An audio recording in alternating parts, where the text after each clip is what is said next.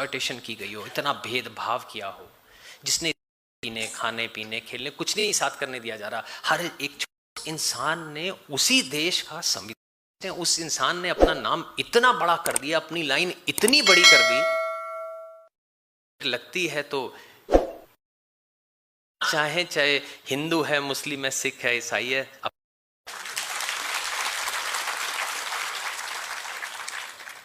तो अब मैंने पढ़ा, उनका एक सपना था बौद्धमय भारत का।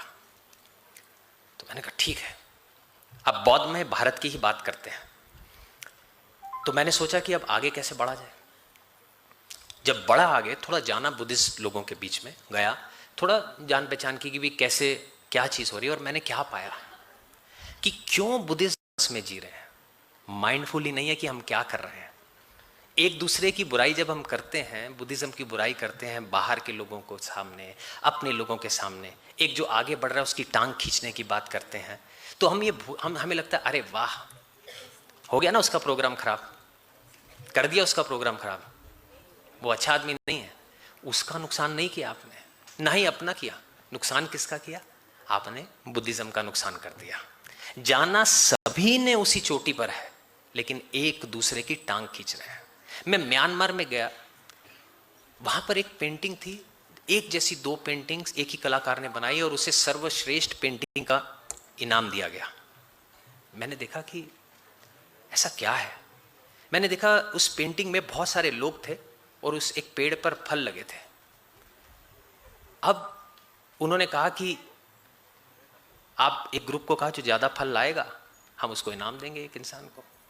अब उसमें एक जो पेंटिंग थी उसमें ऐसा था कि, तो मैंने कहते कि ये बहुत कुछ पेंटिंग सिखाती है दोनों आपस में।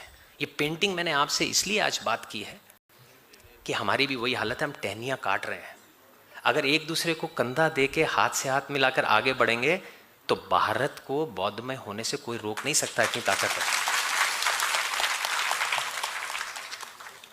हम ट्रेडिशनों में भी कई बार फंस, दिन तो मैं भी ऐसे चला जाऊंगा, कोई थोड़े अच्छे कर्म कर लो, कुछ अच्छा कर लो, सोच में पड़ता है। आदमी अपने आप से बात कर रहा होता है उस समय कि मैं भी एक दिन ऐसा जाने वाला हूं।